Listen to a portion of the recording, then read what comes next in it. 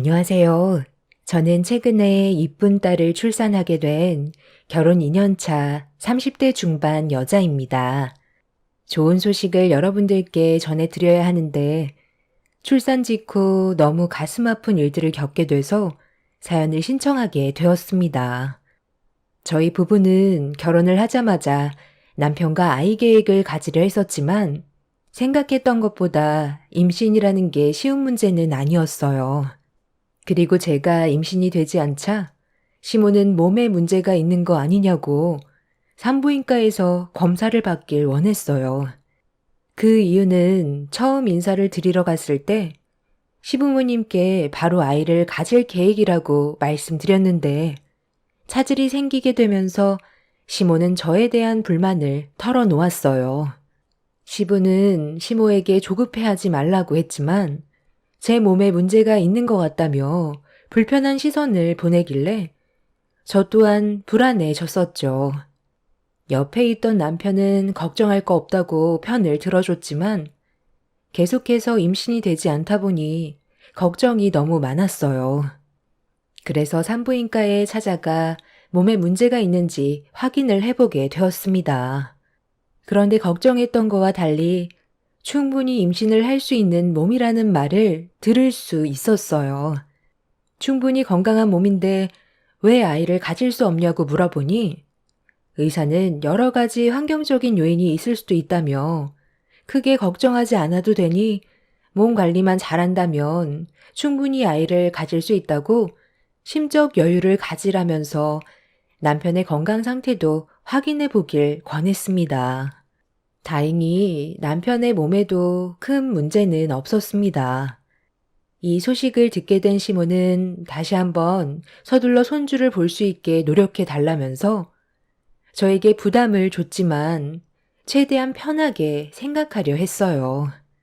다행히 몸에 문제가 없다는 말에 열심히 운동하면서 최대한 건강한 몸을 만들기 위해 정말 많이 노력했어요.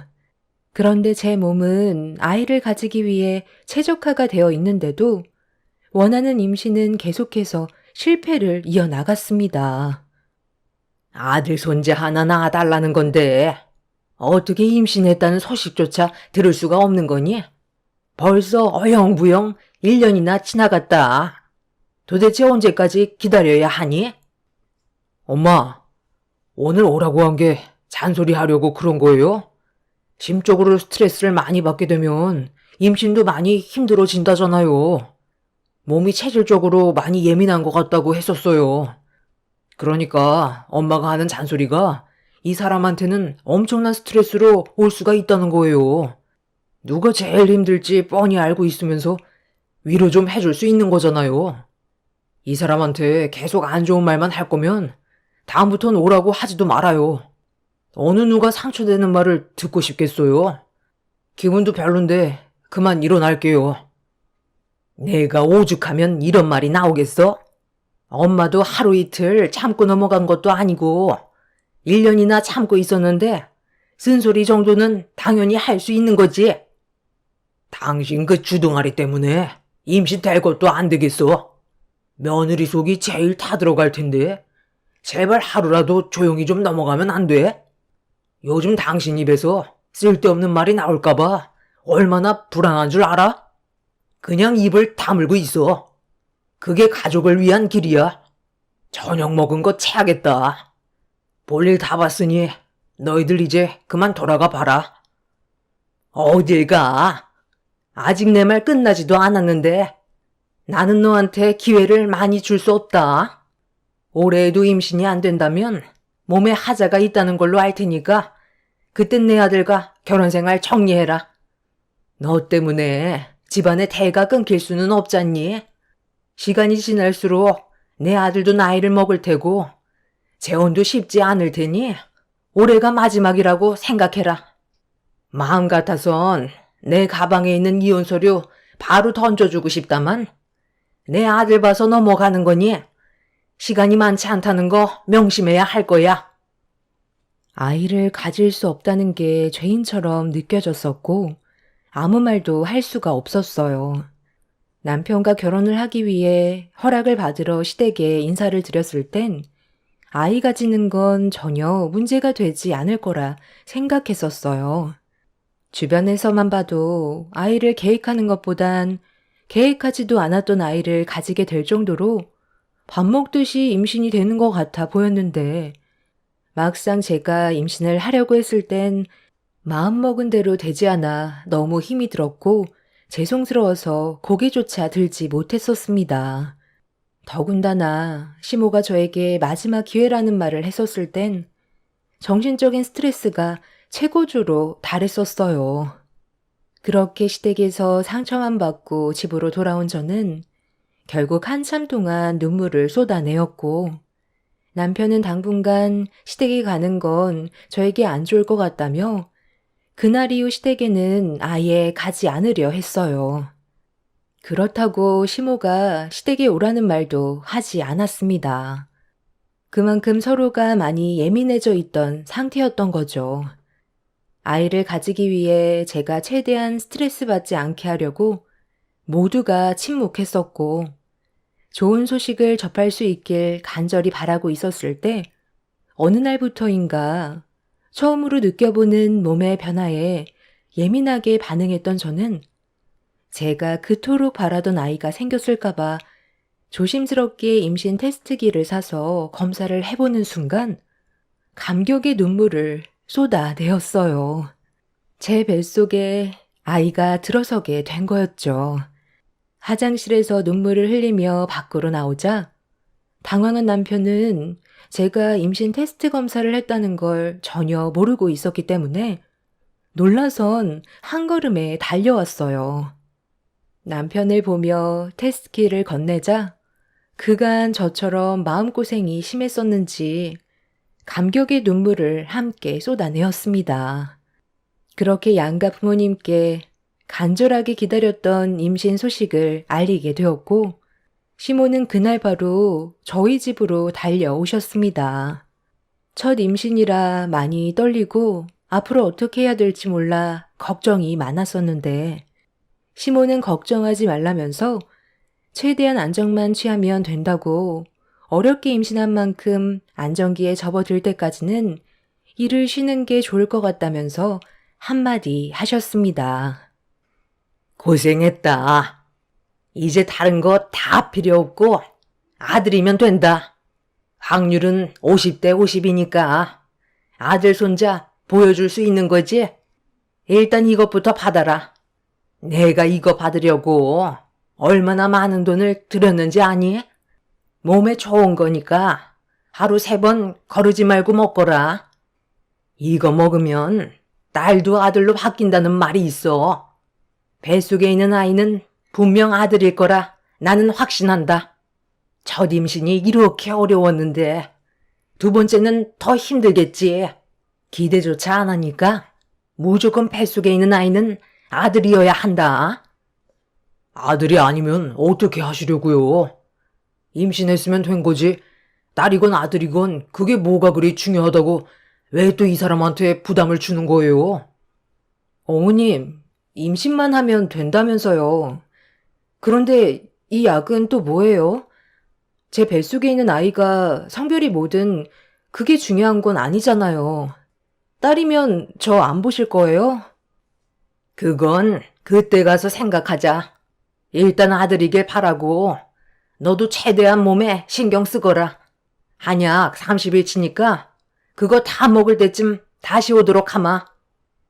임신만 하면 앞으로 행복만 있을 줄 알았는데 또 다른 벽이 제 앞을 가로막았어요.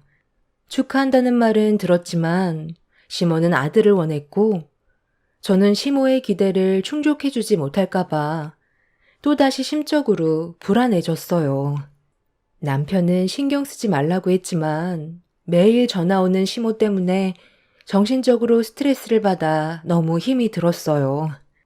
남편이 어떤 한약인지도 모르는 상태에서 함부로 먹는 건 뱃속에 있는 아이한테 문제가 생길지도 모른다는 말에 한약을 먹지 않고 있었어요. 매일같이 전화해서 한약을 먹었냐는 말에 거짓말을 할 수밖에 없었죠. 산부인과에서 남편과 함께 초음파 검사를 하러 갔을 때도 한약에 대해 설명을 했었는데 원장님 또한 한약은 태아한테 위험할 수 있기 때문에 먹지 않는 걸 권장했어요. 그렇게 시모에게 거짓말을 할 수밖에 없었는데 여기에서 문제가 하나 터져 버렸습니다. 한 달이 지나는 시점에 시모가 다시 온다고 했었는데 제가 그걸 깜빡 잊고 있던 거였어요. 아무 생각 없이 근처 마트에서 장을 보고 들어왔는데 거실에 시모가 앉아 있었고 테이블 위에는 한약이 2채가 올려져 있었습니다. 그걸 보자마자 식은땀이 흐르기 시작했고 시모의 표정을 살피면서 와서 앉으라는 말에 조심스럽게 자리에 앉았습니다. 시모는 박스에서 한약 한 봉을 꺼내 제 앞에서 뜯더니 마시라고 건네 주었습니다. 내가 보는 앞에서 들이켜라. 조용히 넘어가고 싶으면 말을 듣는 게 좋을 거야. 감히 시애미한테 거짓말을 해? 매일 꼬박꼬박 잊지 않고 챙겨 먹는다더니 박스도 뜯지 않은 채 냉장고에 그대로 보관해 놓고 있어? 그러면서 나한테는 먹을만 하다고? 이게 얼마짜리인지 알기나 해? 한 달치가 무려 300만 원짜리야. 어머님, 흥분하지 마시고요. 제 말 좀 들어보세요. 저도 어머님이 주신 거 챙겨 먹고 싶었는데요. 산부인과에서 물어보니까 한약이 아이한테 어떤 부작용이 생길지 모르기 때문에 조심하는 게 좋을 것 같다고 하길래 혹시라도 안 좋은 일이 생기면 안 되니까 최대한 신중하려고 했던 것 뿐이었어요. 기분 많이 상하셨겠지만 제 입장도 좀 이해해 주세요. 첫 임신에 정말 힘들게 아이가 들어섰는데 건강하게 세상 밖으로 나와야 하잖아요. 미리 말씀드리고 싶었는데 어머님 목소리가 너무 들떠 있는 것 같아서 제 입이 떨어지지가 않았어요. 많이 서운하시겠지만 아이를 먼저 생각해 주시면 안 될까요? 건강하게 세상 밖으로 나오는 게 우선이잖아요. 이 한약 먹고 아들 안 낳은 사람이 없단다. 그간 잘 먹고 있는 줄 알고 그래서 가져왔는데 내 성의를 무시해? 거기에 더해 거짓말까지 했으면 그동안 나를 어떻게 생각하고 있었는지 뻔히 알게 됐는데 서운한 것보다 화가 나는 건 당연한 거다. 너 지금 내가 보는 앞에서 그 한약 안 먹으면 오늘 조용히 넘어가지 않을 거야. 어떻게 나를 속일 수가 있는 거지? 그동안 잘 먹고 있는 줄 알고 힘들게 예약해서 300만 원 주고 한약도 지어왔는데 시애미한테 감히 뻥을 쳐? 시모는 건네받은 한약을 빨리 들이키라며 목소리를 점점 더 크게 높이기 시작했어요. 무서운 얼굴로 저를 노려보는데 이 상황을 어떻게 지혜롭게 헤쳐나가야 할지 몰라 너무 당황스러웠어요. 긴장이 맴도는 분위기 속에서 아주 잠깐 동안 침묵이 흐르고 있던 도중 시모가 화를 내려는 순간 다행히 남편이 퇴근을 하고 집으로 들어왔어요. 저와 시모가 서로 마주보고 앉아있는 모습을 보게 된 남편은 손에 들고 있는 한약을 확인하더니 급하게 저에게 뛰어와 한약을 낚아챘어요. 그리고 테이블 위에 올려져 있던 한약을 한번 보더니 어떤 상황인지 대충 짐작을 하고 있었습니다. 엄마, 지금 뭐 하는 거예요? 한약을 이 사람한테 강제로 먹으라고 했다가 큰일 나면 어떡해요? 그리고 이미 뱃속에서 임신이 됐을 때부터 성별은 정해진 거기 때문에 이런 게 필요가 없어요. 함부로 먹었다가 아이한테 장이라도 생기면 어쩌려고 그래요? 제가 싫어서 이 사람한테 먹지 말라고 했어요. 분위기가 정말 안 좋았었는데 다행히 남편이 퇴근하고 들어와서 심각해질 뻔했던 상황을 좋게 풀어주려 노력을 해줬어요. 시모는 남편의 말에 아무 말도 없이 묵묵히 듣고만 있다가 자리에서 일어나 집으로 돌아갔지만 시모가 상처를 강하게 받은 것 같아 너무 불안했어요. 그날 사건 이후 시모는 저에게 연락 한 통도 없었고 제 전화도 받지 않았습니다. 남편은 제 몸만 신경 쓰라고 했지만 불편한 건 어쩔 수가 없었어요. 임신을 했는데도 또 다른 문제거리가 생기게 될 거라곤 전혀 예상하지 못했던 터라 너무 걱정이 많았습니다. 시모의 기분이 상당히 안 좋았었는지 시부에게까지 전화가 와서 무슨 일이 있었냐고 남편한테 물어보았고 모든 걸 설명드리자 시부는 먼저 연락하기 전에는 아무것도 하지 말라고 뱃속의 아이만 신경 쓰길 당부하셨죠. 시모의 화가 풀리기까진 어느 정도 시간이 필요할 것 같아 일단 뱃속의 아이한테만 집중하면서 최대한 스트레스 받지 않게 안정을 취했습니다. 그렇게 한두 달이 지나고 어느 정도 안정기에 접어들었을 때쯤 어느 날 시모에게 연락이 왔어요. 뱃속에 있는 아이가 잘 커가고 있는지 물어보길래 건강하게 잘 크고 있다고 하자 시모는 제 말이 끝나자마자 전화를 끊어버렸고 그 이후로는 또다시 연락이 없었습니다. 그래도 어느 정도 화가 가라앉은 것 같아 안심을 할 수 있었는데 그 이후로 출산 때까지 단 한 번도 전화를 주거나 저희 집에 찾아온 적이 없었어요. 그렇게 출산을 하게 됐는데 세상 밖으로 나온 아이의 얼굴을 보는 순간 감격의 눈물이 쏟아지면서 동시에 불안함도 엄습해 왔습니다. 이유는 제 품에 안긴 아이는 아들이 아닌 딸이었거든요. 시모가 바라는 아들이 아니었기 때문에 무슨 말을 듣게 될지 몰라 계속되는 불안함이 몸이 힘든데도 쉴 수가 없었어요. 그리고 출산 소식을 듣게 된 시부모님이 산부인과로 방문을 하셨습니다. 우리 얼마 만이지? 거의 10개월 꽉 채워서 만났지? 그럼 우리 손자 얼굴 좀 볼까? 지금 안고 있는 손자 얼굴 좀 보자니까. 시애미한테 안 건네줄 거니? 엄마, 손자가 아니라 손녀예요. 원하시는 손자가 아니더라도 저 손주니까 이쁘게 봐주셔야죠. 그가 마음고생 얼마나 많이 했었는데요. 건강하게 출산했어요. 뭐? 손녀라고? 그게 사실이니?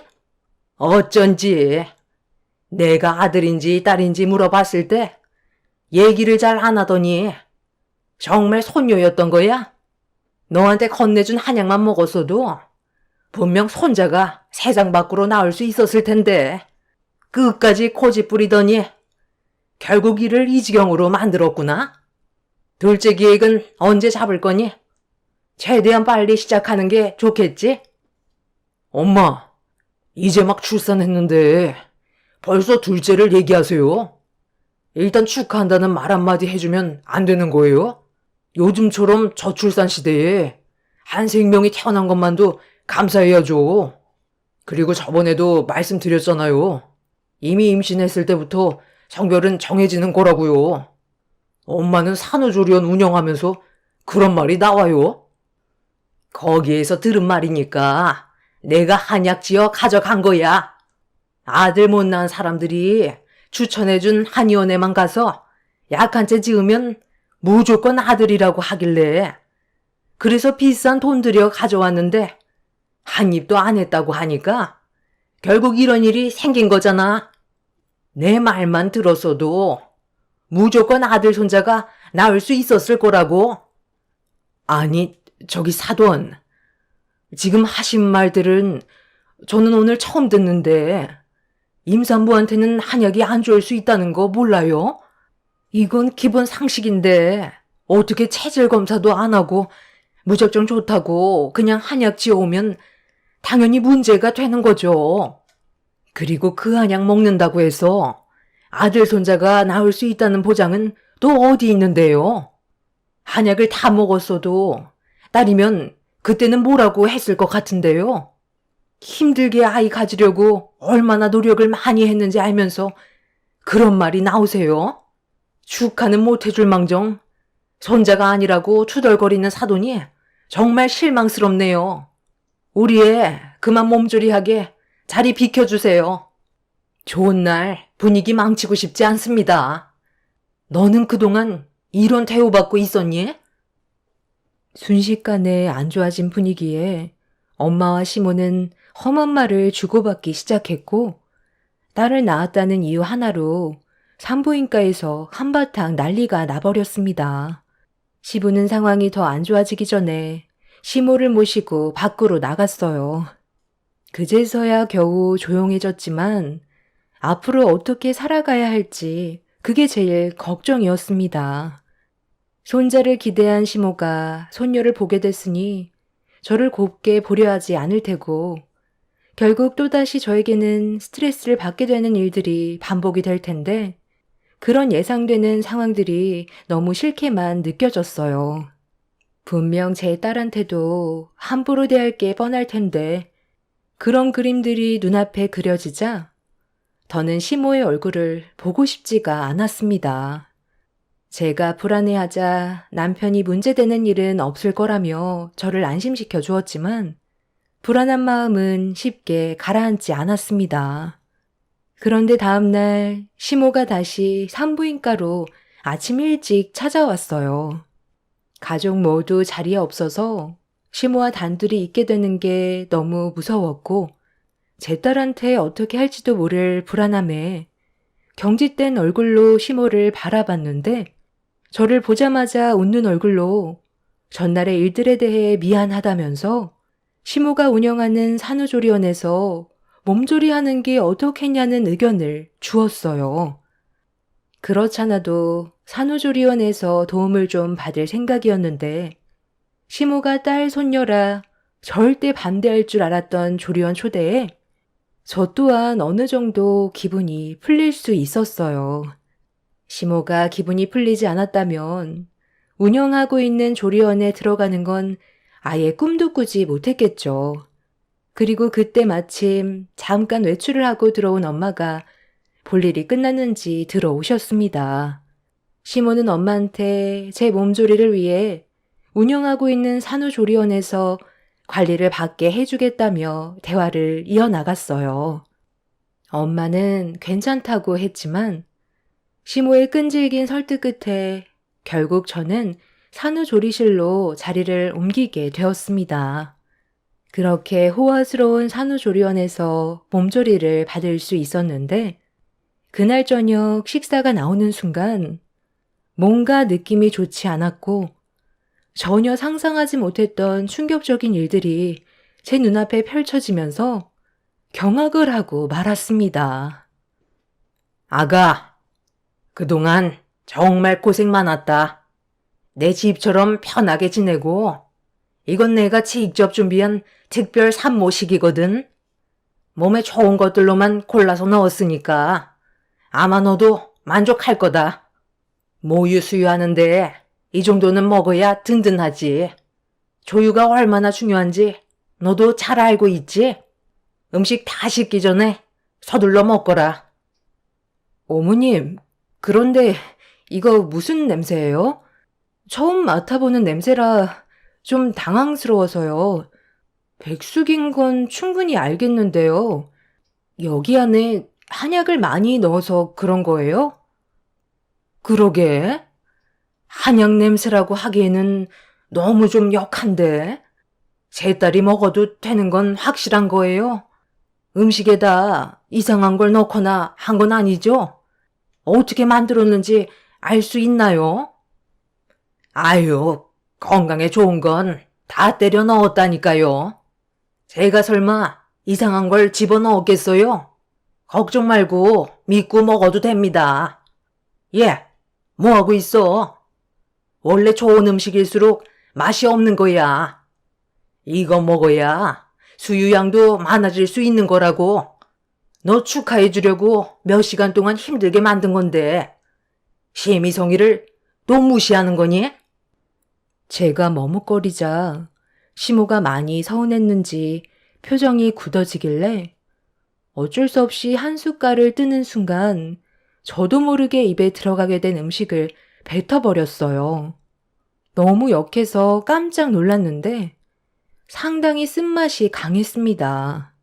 제가 당황해서 시모의 얼굴을 쳐다보고 있는데 빨리 먹으라며 시모가 직접 한 숟갈 떠서 저에게 주길래 이건 정말 아닌 것 같아 고개를 돌려버리자 갑자기 시모는 엄마가 옆에서 보고 있는데도 손으로 제 얼굴을 잡더니 들고 있던 숟가락을 입으로 우겨 넣었습니다. 순간적으로 일어난 돌발 상황에 엄마는 뭐 하는 짓이냐고 소리를 질렀고 저는 캑캑거리면서 입안에 있던 음식을 개어내고 있는데 시모는 옆에서 말리는 엄마를 강하게 밀치더니 준비해오는 음식을 다 먹지 않는다면 제 딸을 절대 보여줄 수 없다면서 갑자기 180도 변화된 모습을 보여줬어요. 음식 안에 뭐가 들어간 건지 알 수도 없는 상태에서 시모가 마구잡이로 제 입에 음식을 집어넣으려 하자 화가 머리끝까지 올라온 저는 엄마를 패대기친 모습에 더 이상 참을 수 없어 제 앞에 올려져 있던 음식을 사정없이 엎어버리면서 있는 힘껏 소리를 질렀어요. 바닥에 내동댕이 쳐진 음식을 멍하니 바라보고 있던 시모는 핸드폰을 들어 갑자기 어디론가 전화를 걸었습니다. 그런데 수화기에서 들려오는 통화 내용에 경악을 하게 되었고 엄마는 바닥에 펼쳐진 음식의 정체를 알게 된 순간 실신까지 하셨어요. 시모가 준비해온 음식은 소주로 만든 음식이었습니다.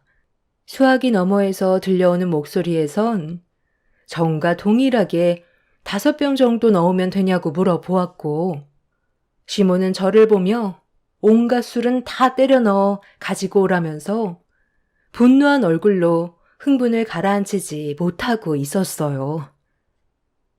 지금 제정신이에요? 어떻게 모유수유하는 저에게 술이 들어간 음식을 먹으라고 할 수가 있어요? 저런 음식을 먹고 모유수유를 하게 되면 큰일 나는 거 알면서 지금 무슨 생각으로 이런 짓을 저지른 건데요? 이건 범죄라고요. 당신 진짜 제정신이야? 그리고 저 그만 퇴소할게요. 가긴 어딜 가? 딸 낳은 죄인 주제에 뭘 잘했다고 두 발로 나갈 생각인 건데? 내가 손자를 원했지. 손녀를 원했어? 겨우 임신해서 가진 아이였는데 내 허락 없이 감히 손녀를 낳아? 저번에 분명 얘기했을 텐데 손녀가 나오게 되면 내 아들과 그만 정리해야 될 거라고 경고까지 했었지? 이거 이혼 서류다. 도장 찍고 당장 정리해라. 그렇지 않으면 2번 다시 네 딸 얼굴은 구경조차 할 수 없을 거야. 마지막으로 얘기하마. 내 아들과 이혼하거라. 이게 다 지금 무슨 말이에요? 이 사람이 왜 저랑 이혼을 해야 되는 건데요? 그리고 이 냄새 뭐예요? 당신 무슨 일인데 울고 있는 거야? 좀 전까지만 해도 잘 지내고 있다고 나랑 연락했었잖아. 혹시 몰라 걱정돼서 저기 퇴근하고 왔는데 이 사람한테 또 뭔 짓을 저질렀길래 지금 눈물을 흘리고 있는 거냐고요? 남편이 분노하면서 저희 엄마를 부축해 자리에 앉혀드린 뒤 화를 내고 있는데 문이 열리더니 직원이 또다시 음식을 만들어 가지고 들어왔어요. 남편은 음식이 들어오자마자 코를 막으면서 이게 뭐냐고 저에게 물어보길래 백숙에 술을 집어넣은 거라며 그걸 먹게 되면 딸도 술을 먹게 되는 거나 다름없다고 하자 남편은 직원이 들고 온 음식을 바닥에 던져 버리더니 시모의 얼굴에 손을 올려 붙였습니다. 뺨을 맞게 된 시모는 경악을 했고 남편은 그 자리에서 경찰서에 신고를 했어요. 결국 시모는 이 문제로 경찰서에서 조사를 받게 되었고 뒤늦게 이 사실을 알게 된 시부와 저희 아빠도 너무 큰 충격을 받으셨는지 난리가 나게 되었습니다. 시부는 저희 부모님께 죄송하다면서 용서를 구했어요. 다행히 음식을 먹지 않아 문제되는 건 없었지만 손녀도 남편의 자식인데 손자가 아니라는 이유 하나로 충격적인 일을 저지를 거라곤 정말 상상조차 하지 못했었죠. 시모는 현재 법적 처벌을 위해 소송 중에 있는 상태입니다. 저보다는 제 딸한테 신체적으로 큰일이 생길 수도 있었던 문제라 가볍게 끝날 문제는 아니라고 합니다. 저는 조금의 선처도 해줄 생각이 없어요. 그리고 시부 또한 저와 제 딸의 안전을 위해 지금 이혼 소송을 준비하고 있습니다. 시모가 운영하던 산후조리원의 명의가 시부로 되어 있어서 다른 산모들에게 불신과 불안함을 조성한 이번 일을 통해 폐업을 하게 되었고 시부와 남편은 평생 시모의 얼굴을 안 보기로 결정을 내린 상황입니다. 정말 기억하고 싶지 않은 순간들이었고 아직까지도 온몸이 떨려올 정도로 정신적인 충격이 상당합니다. 요즘 시대에도 저런 시어머니가 있을 거라곤 꿈에도 몰랐네요. 남편은 시모가 징역을 면할 수 없을 거라며 이번 일이 마무리되면 모든 연락할 수 있는 수단을 끊어버릴 거라고 화를 가라앉히지 못하고 있습니다. 저희 가족에게 앞으로는 또 다른 피해가 없었으면 좋겠어요. 조용히 살아가고 싶은 게 제 소원입니다. 아직까지도 자신의 잘못이 뭔지도 모르는 시모가 꼭 무거운 처벌을 받았으면 좋겠어요. 법적 처벌이 확정이 되는 대로 여러분들께 소식을 전해드리도록 하겠습니다. 제 사연 들어주신 분들 언제나 행복하시고 즐거운 주말 가족들과 좋은 시간 보내시길 바랍니다. 감사합니다. 안녕하세요. 저는 광명시에 살고 있는 40대 초반 여자입니다. 아무리 생각을 해봐도 이건 좀 너무하다 싶어 사연을 신청하게 되었습니다. 시모 말로는 제가 예민하게 반응한다는데 어느 누구라도 화가 날 상황이었을 것 같습니다. 이 집안의 며느리로 살아온 지도 벌써 10년이 넘었는데요. 그동안 시모와 얼굴을 붉히게 되는 일들이 상당히 많았었지만 얼굴 붉히면서 살아가는 것보단 최대한 좋게 해결하며 좋은 관계를 유지하기 위해 노력해 왔었어요. 시모와의 갈등을 키워서 안 좋은 분위기를 만드는 것보단 긍정적인 생각들이 오히려 상처를 덜 받게 되는 것 같아 불만들이 있어도 그냥 속으로만 삭히지 겉으로 표현하지는 않았었어요. 그런데 이번만큼은 도저히 그냥 넘어갈 수가 없었고 확실하게 바로 잡아야만 했어요. 시부모님은 한식당을 운영하셨는데요. 주말이 제일 바쁜 시간이라 남편과 함께 가끔 일손을 도와주러 몇 번 간 적이 있었습니다. 저도 주말에 쉬고 싶고 아이들과 함께 시간을 보내고 싶은데 싫은 소리 듣고 싶지 않고 남편과 싸우고 싶지 않아서 주말에 식당 일을 도와드렸었죠. 그런데 그날 사건 하나가 터지면서 결국 10년간 참아왔던 여러 가지 감정들이 한꺼번에 폭발하는 일이 있었습니다. 한창 손님들이 몰려올 시간인 점심 식사 때 엄마한테 전화가 왔어요.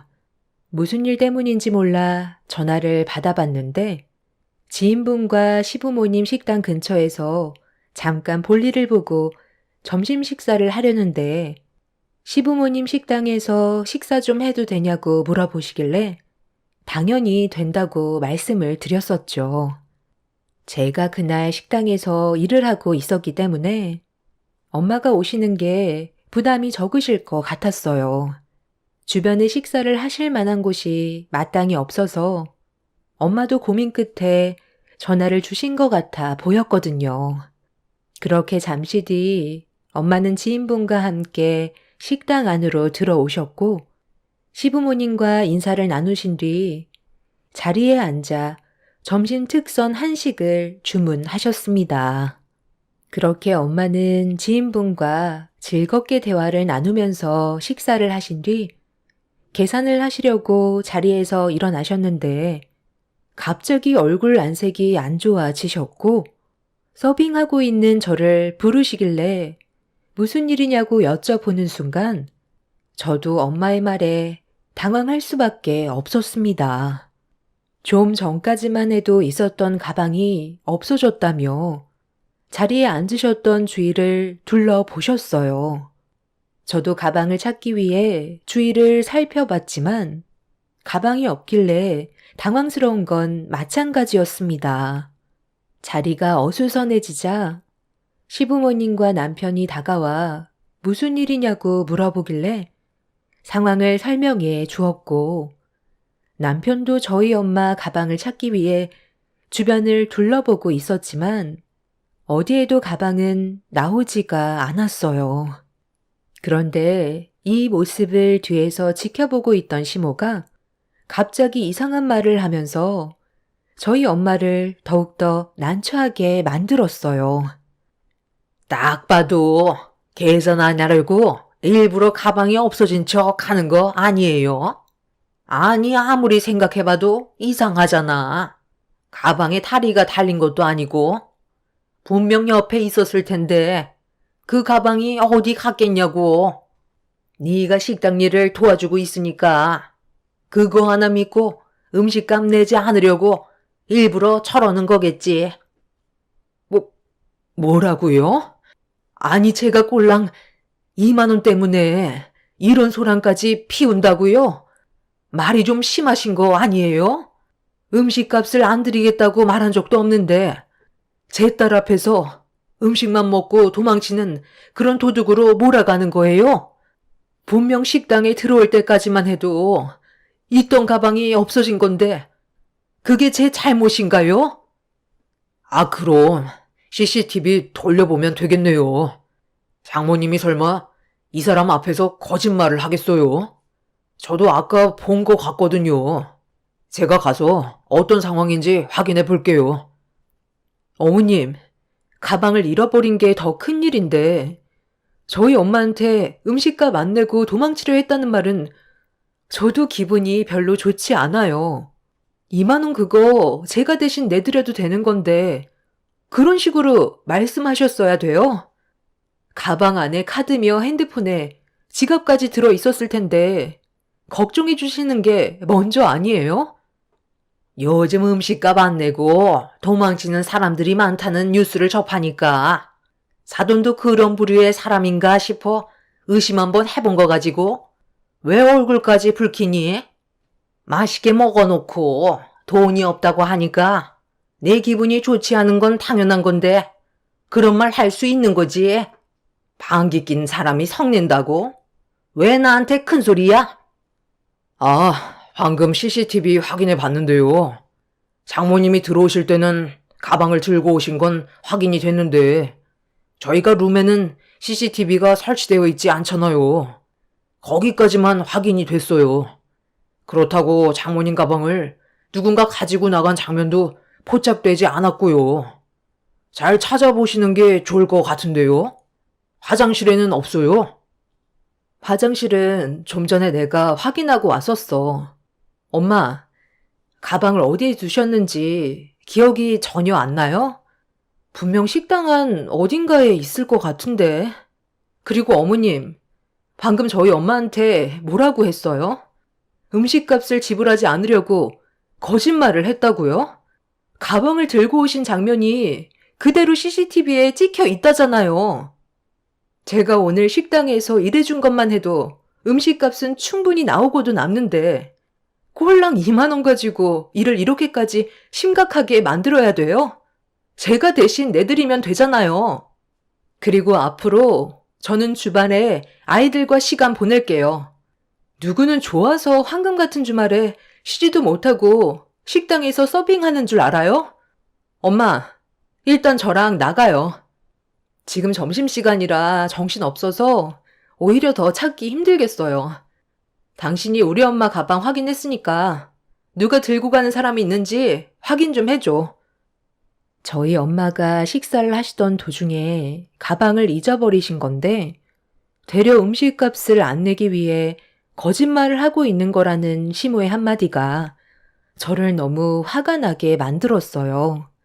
점심 특선으로 인당 10,000원인 음식값 20,000원밖에 안 나왔는데 아침부터 일찍 나와서 주방일이며 서빙한 저를 봐서라도 그 정도 음식값은 그냥 안 받으셔도 되는 건데 되려 도둑 취급하면서 온갖 막말을 하신 시모에게 너무 큰 실망을 하게 되었고 서운한 마음에 화가 가라앉지가 않았어요. 찝찝한 건 전혀 용납할 수 없었던 저는 카운터에 20,000원을 올려놓고 엄마와 지인분을 모시고 식당에서 나가려는데 그런 저를 보며 시모는 카운터에 올려져 있던 20,000원을 주머니에 넣으시면서 종업원에게 소금 한 바가지 퍼와서 식당 문 앞에 뿌리라며 씻을 수 없는 정도로 큰 상처가 되는 말을 뱉었어요. 엄마가 미안해 하실 일도 아닌데 저와 시모와의 관계가 안 좋아져서 괜히 온 것 같다며 괴로워하시길래 좋게 해결할 거니 걱정하지 말라고 손에 택시비를 쥐어드린 뒤 일단 집으로 태워드렸어요. 그리고 저는 다시 식당 안으로 들어갔고 엄마가 옆에 있어서 제대로 말을 하지 못했던 감정들을 터트려 버리게 되었네요. 아, 진짜. 아직 장사 끝나지 않았잖아.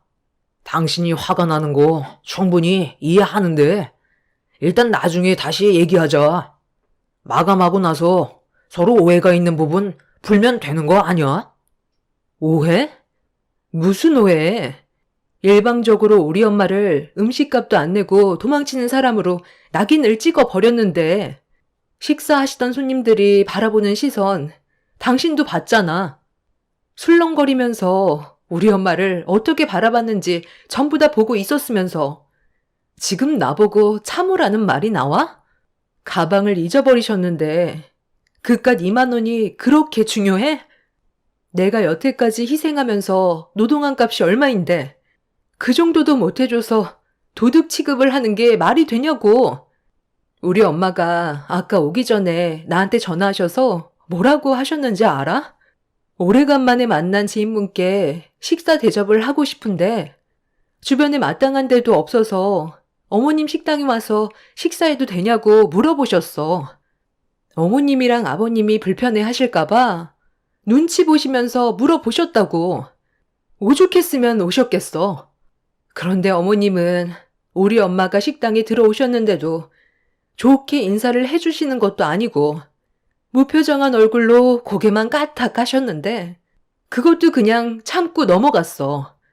우리 엄마가 식당으로 들어오셨을 땐 똑같은 손님이었다고. 내가 왜 당신이랑 10년 가까이 살면서 희생해 왔는지 알아? 나중에 혹시라도 우리 부모님이 어머님 식당에 오시게 되면 그때 잘 좀 봐달라고. 지금까지 불평불만 없이 묵묵히 내가 할 도리 하면서 살아온 거야. 그런데 좀 전에 당신도 어머님이 하시는 말 들었지? 재수 없다면서 소금 한 바가지 입구에다 뿌리라는 말을 어떻게 할 수가 있어? 지금 양가 집안 풍비박산 나게 생겼는데 장사가 중요해? 더 큰 일을 만들기 전에 당장 나오시라고 해. 오늘 아주 끝장을 볼 거야. 너 영업 방해죄로 고소당하고 싶니? 어디서 지금 남의 식당 앞에서 행패야? 그럼 안 싸돈 행동이 잘했다는 거냐? 일부러 저러는 거 내가 모를 줄 알아? 아, 그러세요? 그럼 제가 지금까지 4시간 들여 일한 돈 전부 계산해서 주세요. 10년 동안 노동한 대가를 당장 받아야 되겠어요. 저도 이대로는 못 넘어가겠네요. 내가 왜 너한테 돈을 주니? 내 아들과 결혼을 했으면 가족으로서 당연히 해야 되는 건데 무슨 돈을 달라고 그래? 내가 너한테 도와달라고 한 적도 없는데? 아휴, 당신도 그만하고 엄마도 이제 그만 좀 하세요. 좋게 넘어갈 수도 있는 문제를 왜 키우는 거예요? 오늘 장사 그만하고 싶은 건 아니죠? 일단 더 시끄러워질 것 같으니까 저희 돌아가 볼게요. 남편은 뭐가 그리 화가 난 건지 제 팔을 잡아 끌며 차에 태웠고, 시몬은 소금을 한 바가지 퍼와서는 차에 타고 있는 저를 향해 소금을 마구 뿌려댔어요. 그런 시모의 모습에 너무 화가 나 차에서 내리려 하자 남편은 곧장 차를 출발시켰고, 그렇게 집에 도착한 저는 저희 집을 무시하는 시모의 행동이 잘못된 건 바로 잡아야 하는데 왜 집으로 온 거냐고 목소리를 높였습니다. 남편은 그래도 제 편에 서서 흥분한 마음을 진정시켜줄 거라 생각했는데 그건 제 착각이었어요. 그냥 좀 대충 넘어가면 안 돼? 우리 부모님 식당에서 그 난리를 쳤어야 했냐고. 어찌됐든 장모님이 본인 물건 제대로 간수하지 못해서 이런 일이 발생된 거잖아. 그럼 적어도 우리 부모님한테 죄송하다는 말 한마디 해야 하는 게 맞는 거 아니야? 당신이 10년 동안 일을 도와주면 뭐해? 오늘로써 모든 게 물거품이 되어버렸는데 그 식당 나중에 우리 물려주실 거라고 했던 거 기억 안 나? 그걸로 당신이 식당에서 노동한 값에 대해 충분히 지불해 주신 거라고. 내가 봤을 때 2만 원 때문에 일을 크게 만든 당신이 제일 잘못했어. 충분히 좋게 넘어갈 수 있었던 문제라고. 오늘은 우리 부모님이랑 당신이 감정 상태가 별로 안 좋으니까 며칠 뒤에 찾아가서 오늘 잘못한 부분에 대해 머리 숙이고 진심으로 용서를 구해. 어찌됐든 우리 부모님이 한참 어른이시잖아. 지금 말 다 했어? 팔은 안으로 굽는다더니 당신 부모님이라고 편드는 거야? 나랑 엄마가 어떤 취급을 받았는지 두 눈으로 뻔히 봤으면서 그런 말이 나와? 당신이 처신을 똑바로 하지 못했다는 걸 설명해 주는 거잖아. 다시 한번 말하지만 우리 관계에까지 영향을 끼치기 전에 좋게 해결해야 할 거야. 그러니까 내가 먼저 어머님한테 머리 숙여 들어가지 않으면 이혼이라도 하겠다는 거야? 어떻게 나한테 그런 말을 할 수가 있어? 내가 그동안 얼마나 최선을 다해 살아왔는지 몰라? 이렇게까지 나를 이해해주지 못하는 거야? 당신이 나에 대한 마음이 어느 정도인지 오늘 충분히 알았어. 마음대로 해봐. 남편이 마지막에 뱉은 한마디에 저는 너무 큰 충격을 받아버려 방으로 들어와 버렸어요. 제가 도대체 뭘 잘못했길래 이런 아픔을 겪어야 하는지 이해할 수가 없었습니다. 시댁 식구들의 배려라고는 조금도 찾아볼 수가 없었던 그날의 사건으로 인해 저 또한 더는 함께할 필요가 없다고 판단해 평생 이런 꼴을 당하면서 사느니 갈라서는 게 좋을 것 같아 저 또한 남편한테 이혼을 통보하게 되었습니다. 그렇게 며칠간 남편과 저는 말 한마디 하지 않고 냉전의 시간을 보내면서 이혼 서류까지 작성했는데 남편은 조금도 이런 문제를 되돌릴 생각이 없어 보였어요. 결국 저희 부부는 이혼을 하기 위해 서류에 도장까지 찍게 되었고 이런 심각한 상황이 시부모의 귀로 들어갈 수밖에 없었습니다. 시모는 저에게 할 말이 있다면서 잠깐 식당으로 나오라고 하길래 저 또한 정리해야 될 것들이 있어서 할 말도 할 겸 식당으로 나갔어요. 그런데 식당 문을 열고 들어가는 순간 제 두 눈을 의심할 정도로 충격적인 광경이 눈앞에 펼쳐졌고 동네가 떠나갈 정도로 소리를 질러버리게 되었네요. 엄마가 식당에서 주방 일과 함께 서빙을 병행하면서 정신없이 움직이는 모습이 제 두 눈에 들어와서 뭐 하는 거냐고 화를 냈어요. 지금 뭐 하는 거예요? 엄마가 왜 여기에서 일을 하고 있는 건데요? 당장 이리 나오세요. 당신이 뭔데 우리 엄마한테 식당 일을 시키는 거야? 너? 방금 나한테 당신이라고 그랬니? 얘가 이제 아주 막 나가기로 작정을 했구나. 가방을 찾아준 것만도 감사하게 생각해야지. 가방 안에 들어있는 핸드폰, 지갑 소지품 그대로 들어있었다. 돈으로 환산하면 얼마인지 너도 대충 알지? 그래서 지금 한창 정신없는 시간이라 도와달라고 했던 거다. 사돈지간 셈은 철저히 해야 되잖아. 그리고 너희들 이혼한다고 도장까지 찍었다며? 별로 큰일도 아닌 걸 가지고 이혼까지 한다고들 난리냐? 애들 생각은 안 해? 쓸데없이 일을 크게 벌이지 말고 너도 이왕 온 김에 서빙이나 좀 하거라. 안사돈께선 주방에 쌓여있는 설거지 마저 하셔야 되는 거 알고 있죠? 엄마, 이쪽으로 오세요. 여기 언제부터 있으셨어요? 왜 저한테는 한마디 말도 하지 않는 거예요? 엄마가 왜 주방 일을 하는 건데요? 사돈이 가방을 찾았다고 해서 급하게 왔는데 일을 도와주지 않으면 주지 않겠다고 저번에 한바탕 난리가 난 부분에 대한 책임을 지라고 하길래 어쩔 수 없이 잠깐 일손을 도와준 것뿐이다. 저기 쌓여있는 설거지거리만 끝내면 가방 받고 나도 가려던 참이었지. 너한테는 일 끝나고 말해주려 했는데 네가 갑자기 식당으로 들어와 이 상황을 보게 된 거야. 일단 가방을 찾은 게 어디니? 저기 모서리에 떨어져 있는 걸 발견했다는데 왜 저기로 떨어졌는지 그게 의문이야. 시모는 이 모든 상황들이 전부 다 엄마 탓으로 돌리면서 가방을 받기 위해서는 식당 일을 도와달라며 7시간 동안 강제 노동을 시켰어요. 이 말을 들었던 저는 화가 머리끝까지 올라와 당장 가방을 달라고 소리를 질렀습니다. 식당 운영이 불가능할 정도로 제가 난리를 치자 시부가 어딘가에 전화를 걸었고 뒤이어 남편이 식당으로 들어와 흥분을 가라앉히지 못하는 저를 막아서며 진정하라고 하더니 갑자기 제 얼굴에 손을 올려 붙였어요. 순간적으로 뺨을 허용하게 된 저는 경악을 했고 상황은 더 심각하게 흘러가 버리게 되었죠.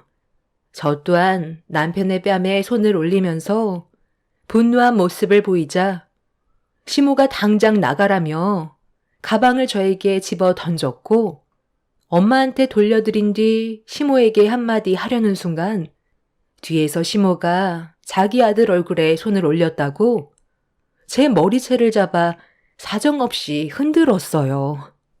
그 모습을 보게 된 엄마도 시모의 머리채를 잡았고 식당 안은 순식간에 아수라장이 되어 버렸습니다. 그렇게 한바탕 난리가 난 상태에서 서로를 노려보고 있었는데 저와 10년을 함께 일하며 알고 지냈던 종업원이 더는 못 봐주겠다면서 제 옆으로 다가오더니 충격적인 한마디를 꺼냈어요.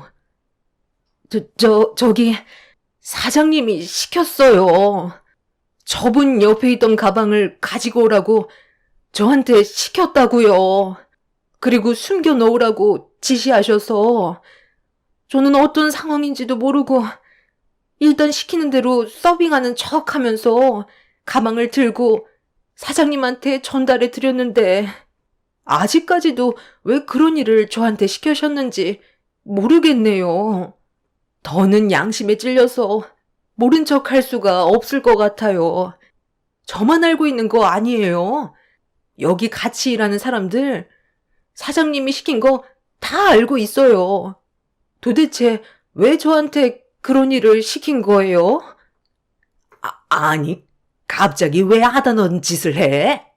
내가 언제 시켰다고 그래? 나는 전혀 모르는 일이야. 너 간이 배 밖으로 나왔니? 사장인 나를 모함하려 들어?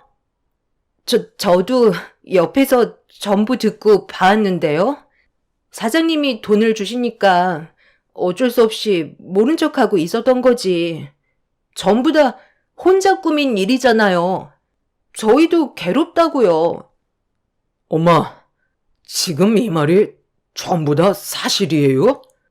여기 계신 분들이 쓸데없이 거짓말할 필요는 없잖아요. 정말 그렇게 하셨어요? 왜 아무 말도 하지 못하세요? 시모는 말문이 턱 막혔는지 더는 아무 말도 하지 못한 채 고개를 돌려 상황을 모면하려고 했어요. 남편이 그런 시모를 돌려 세운 뒤 사실대로 말하려고 화를 내자 그제서야 시모 입에서 나온 진실은 정말 어이가 없었습니다. 저희 엄마는 손님으로 식당에 들어온 것밖엔 없었는데 바쁜 시간대에 식사하는 모습이 꼴보기 싫었다면서 골탕 먹이려고 가방을 숨긴 거라는 충격적인 말을 늘어놓았고 온 집안 전체가 시모의 한마디에 입을 다물지 못했어요. 시부도 이 사실을 전혀 모르고 있었는지 화를 냈고 시모의 생각 없는 행동들 때문에 남편과 저는 돌이킬 수 없을 정도로 안 좋아졌는데도 시모는 끝까지 자기가 잘못한 건 전혀 없다고 되려 목소리를 높이고 있었습니다. 그날 엄마는 시모의 머리채를 잡아 바닥으로 패대기 치더니 몸을 돌려 남편의 뺨에 수차례 손을 올렸어요. 자네는 앞뒤 상황을 파악할 생각은 안 하고 내 딸 얼굴에 감히 손을 올리고 죄인 취급을 해? 사돈의 생각 없는 행동 때문에 얼마나 심각해졌는지 알고 있지? 장모님, 죄송합니다. 여보, 미안해. 내가 너무 생각 없이 행동한 것 같아.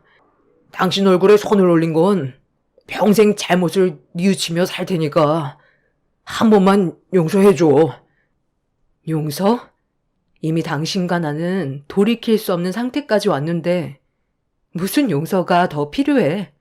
단 한 번이라도 내 편에 서서 얘기해줬던 적 없었잖아. 우리 관계는 어차피 끝이 났어. 그리고 당신이랑 저도 정리해야 될 게 있죠? 저한테 개인적으로 빌려간 2천만 원 당장 갚으세요. 맨날 갚는다고만 하시지 지금까지 단 한 푼도 저에게 돈을 준 적 없었잖아요. 지금 당장 해결해주지 않는다면 저도 더는 그냥 못 넘어가요. 어차피 끝난 관계 확실하게 정리해야죠. 고부지간 계산은 똑바로 해야 되지 않겠어요? 저한테 지인분들과 여행 간다며 갚겠다고 빌려간 돈 어디에 사용했는지 아버님도 모르시죠? 저도 의심만 하고 있어서 섣불리 말씀을 못 드렸었는데요. 길 건너편에 정육점 사장님이랑 꽤 자주 시간을 가지는 것 같던데 나중에 한번 확인해 보세요. 사람 일은 모르잖아요. 시모는 제 말이 끝나자마자 그 자리에서 털썩 주저앉았고 시부와 남편은 사색이 된 얼굴로 시모에게 저한테 빌려간 돈에 대한 출처를 물어보았어요. 아무 말도 하지 못하고 있자 시부는 길 건너편에 있던 정육점 사장님을 불러들였고 시모가 무릎을 꿇고 있는 모습을 정육점 사장이 보는 순간 급하게 달려가더니 저희는 아무 말도 하지 않았는데 혼자서 둘의 사이를 식구들이 알게 된 거냐는 충격적인 말을 꺼내었어요. 본인 입으로 바람 피우고 있다는 걸 고백해 버린 거였죠. 시모는 정육점 사장의 말이 끝나자마자 식당에서 도망을 치려 했지만 시부가 시모의 멱살을 잡은 뒤 바닥으로 패대기 쳤고 저는 그 모습을 끝으로 엄마를 모시고 집으로 돌아왔어요. 그리고 돈을 갚지 않은 시모의 통장을 압류 신청을 걸었습니다. 돈을 빌려드릴 때 충분한 증거를 보유하고 있어야 한다는 말을 들었던 저는 시모에게 빌려드릴 때마다 차용증서와 공증사무소를 방문해 공정증서까지 받아두었기 때문에 별다른 절차 없이 시모에게 강제집행과 같이 강제성을 동원해 합법적으로 압박을 가해 그동안 빌려드렸던 2천만 원을 회수할 수가 있었습니다. 그리고 시모는 정육점 사장과 외도를 했다는 사실을 인정하게 되면서 시부와 결국 이혼까지 하게 되었고, 남편은 저에게 진심으로 용서를 구하면서 다시 시작하길 원했지만 이미 제가 받은 상처가 너무 컸기 때문에 더는 함께 하고 싶은 마음이 없었습니다. 그렇게 현재 저와 남편은 합의 이혼을 하게 되었고 숙려 기간 중에 있습니다. 그렇게 시모의 생각 없는 행동들 때문에 온 가족이 풍비박산 나게 되었고 돌이킬 수 없는 결과까지 오게 되어버리는 사건이었습니다. 차라리 잘된 일인 것 같아요.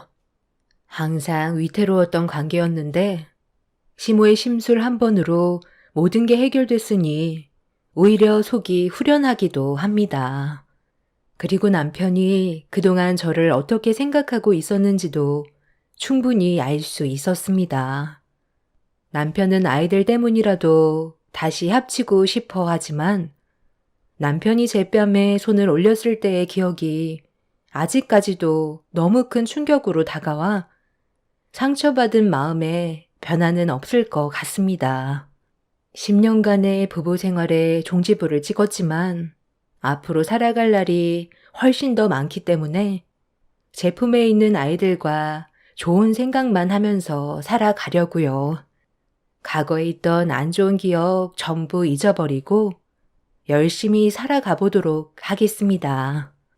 제 사연을 들어주신 여러분들의 삶 또한 누군가에게 말 못할 아픔과 우여곡절을 겪고 계실 테지만 어려운 상황들 지혜롭게 헤쳐나가시고 앞으로 하신 일들이 무엇이든 좋은 결과가 뒤따라오길 소망하겠습니다. 무더운 날씨 건강 조심하시고 오늘 하루도 행복하시길 바랍니다. 감사합니다. 안녕하세요. 저는 40대 초반 여자입니다. 지금까지 살면서 인생 경험을 그래도 많이 했다고 생각했는데 그건 제 착각이었다는 걸 이번 일을 통해 많은 걸 느끼게 되었습니다. 누구나 드러내지 말아야 할 비밀이 한 가지씩은 가지고 있을 텐데요. 그 비밀이 누군가에겐 득이 될 수도 있지만 또 누군가에겐 독이 될 수도 있기 때문에 아무리 가족이라 할지라도 비밀은 혼자만 알고 있는 게 제일 현명한 방법이라고 저희 부모님께서 누누이 말씀하셨어요.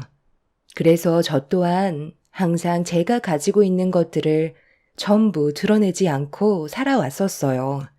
과거에는 사람들을 너무 잘 믿어서 제가 상처를 받았던 적이 너무나도 많았었기 때문에 나이를 먹을수록 오히려 숨기게 되는 일들이 점점 많아지더라고요. 남편과 결혼을 하게 됐을 때도 모든 걸 보여주지 않았어요. 그게 독이 될 수도 있겠다 싶어 비밀을 유지하고 있었습니다.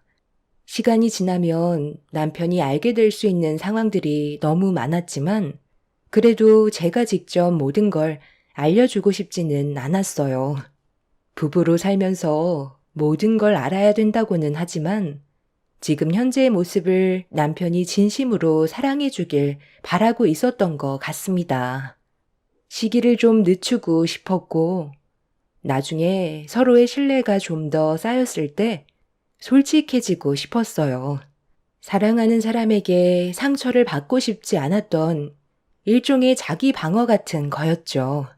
사람은 누구나 돈 앞에서는 변한다는 걸 지금까지 살아오면서 끊임없이 봐왔기 때문에 숨기고 싶었던 것 뿐이었어요. 그리고 이런 제 결정이 남편과 결혼 생활하는 동안 정말 잘한 선택이었다는 걸 알 수 있었습니다. 저는 40대가 넘어서야 남편과 결혼을 했어요.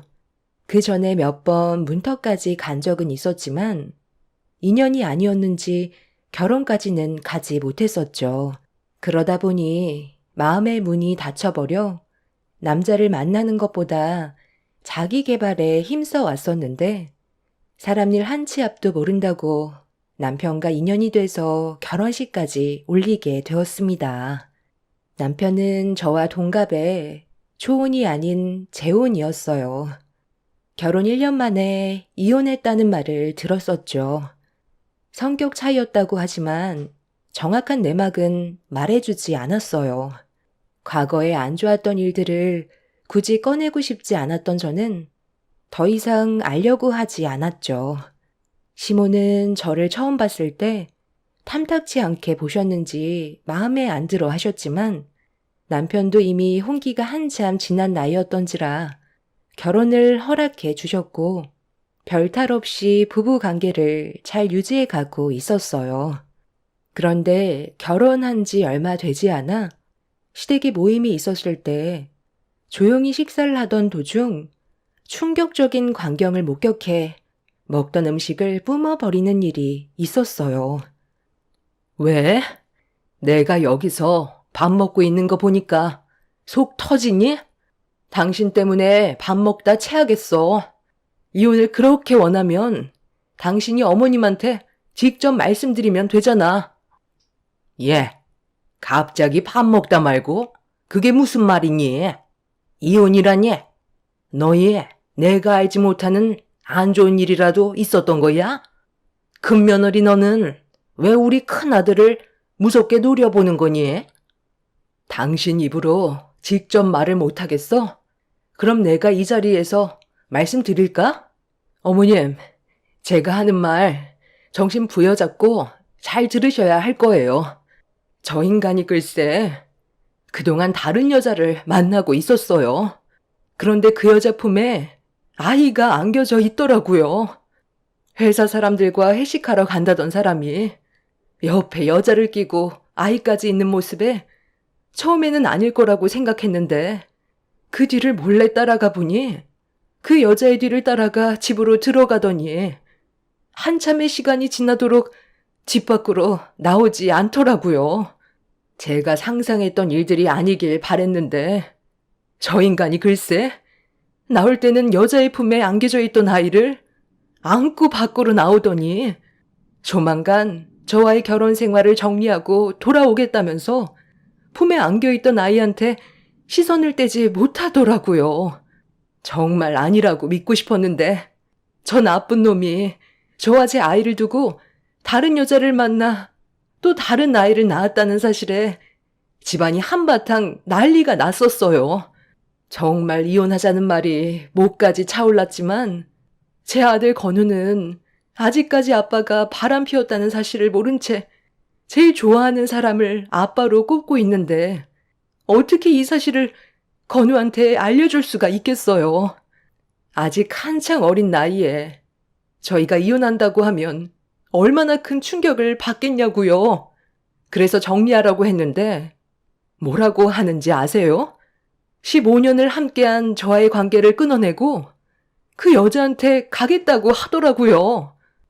바람은 저 인간이 폈는데 왜 제가 이혼하자는 말에 고민을 해야 되는 거죠? 제가 원하는 거 전부 다 주겠대요. 그 불려우 같은 여자한테 푹 빠져서는 헤어나오지 못하고 있길래 우리 건우는 어떻게 할 거냐고. 아빠라고 이 세상에서 제일 좋아하는데 조금의 감정도 없냐고 하니까 뭐라는 줄 아세요? 제가 알아서 키우래요. 자기는 새로 꾸린 가정에 집중하고 싶다면서 자기 아들을 버리겠다잖아요. 지금 이 상황 어떻게 생각하세요? 당신이 더는 여자로 느껴지지 않으니까 다른 여자한테 눈이 돌아가는 거지. 어차피 이렇게 된 거 잘 됐네. 하루빨리 갈라서고 각자 갈 길 가자고. 네가 얼마나 못나게 행동했으면 일을 이렇게까지 크게 만들었겠니? 나도 하나부터 열까지 마음에 드는 구석이 하나도 없는데 내 아들은 오죽했겠어? 어머님, 지금 제가 잘못한 게 아니잖아요. 저 나쁜 놈이 먼저 가정을 깨버렸는데 왜 저한테 뭐라고 하세요? 그동안 얼마나 열심히 살아왔는지 아시잖아요. 내 아들 보고 나쁜 놈이라니? 네가 그간 못나게 행동을 했으니까 내 아들이 다른 여자한테 눈길을 돌린 거지? 손바닥도 마주쳐야 소리가 나듯이. 너한테도 문제가 있었으니까 이런 일이 벌어진 건데 지금 누굴 탓하는 거야? 그리고 오늘 오래간만에 모여서 밥 먹는 자리인데 먹다 체하게 이런 큰일을 꼭 지금 꺼냈어야 속이 후련했니? 쥐뿔도 없는 집안 며느리로 받아들여줬으면 내 아들의 아내로서 최선을 다했어야지. 누가 봐도 너를 남자로 생각하지 여자로 보겠니? 형님의 입에서 나온 말도 충격이었지만 누가 봐도 아주버님이 잘못을 했는데 시몬은 형님의 편을 들어주지 않고 오히려 더 함부로 막말하시는 모습에 입을 다물지 못하고 있었어요. 가족 모두가 둘러앉아 식사를 하던 도중 형님의 한마디에 집안 전체가 순식간에 아수라장이 되었고 형님의 편은 아무도 없었습니다. 아주버님은 조금의 감정도 없이 자기 아들을 2번 다시 안 보겠다며 본처를 버리고 상간녀를 택했다는 것과 그동안 알지 못했던 아주버님의 또 다른 모습들이 할 말을 잃게 만들었습니다. 남편은 제가 옆에 있어서 그런지 아무 말도 하지 않고 묵묵히 형님 내외를 지켜보고만 있었어요. 시부모님은 모든 잘못이 형님에게 있다면서 집안 내조를 잘하지 못한 이유로 아주버님이 다른 여자에게 눈을 돌린 거라며 위자료는 꿈도 꾸지 말라고 오히려 형님에게 압박을 가했어요. 결국 목소리가 커지기 시작하더니 시몬은 형님이 대든다며 머리채를 잡았고 돌이킬 수 없는 상황들로 이어져 버리게 되었습니다. 아무리 생각해도 이건 아닌 것 같아 저는 자리에서 벌떡 일어나 형님의 편에 서서 아주버님의 잘못을 추궁했어요. 제가 돌발 행동을 보이자 집안 분위기는 순식간에 조용해지더니 저를 가만히 지켜보시던 시모가 어이가 없다는 표정으로 저에게 화를 내셨어요. 그리고 결혼 이후 처음으로 남편에게 실망하는 일이 생겼습니다. 누가 봐도 이건 아주버님이 잘못을 한 건데 왜 형님한테 덮어 씌우려고 하시는 거예요? 제가 형님 집에 몇 번 가봤는데 가정을 위해 최선을 다하는 모습들을 봤었다고요. 아주버님은 뒤에서 열심인 형님을 여자로 느껴지지 않는다는 이유 하나로 다른 여자와 바람을 피우고 아이까지 만들었으면서 잘못이 없다고요? 너 지금 어른들 대화하는데 껴서 뭐 하자는 거니? 우리가 잘못을 했다고 하면 그만한 이유가 있는 거지. 어디서 지금 큰 며느리 편을 들고 있어? 재수 씨, 상황 파악이 안 되는 것 같은데. 다들 건우 엄마가 잘못했다고 하는데 여기서 이런 식으로 나오면 곤란하지. 편 들어주는 것 보니 너도 재수 씨랑 결혼 생활 오래 못할 것 같다.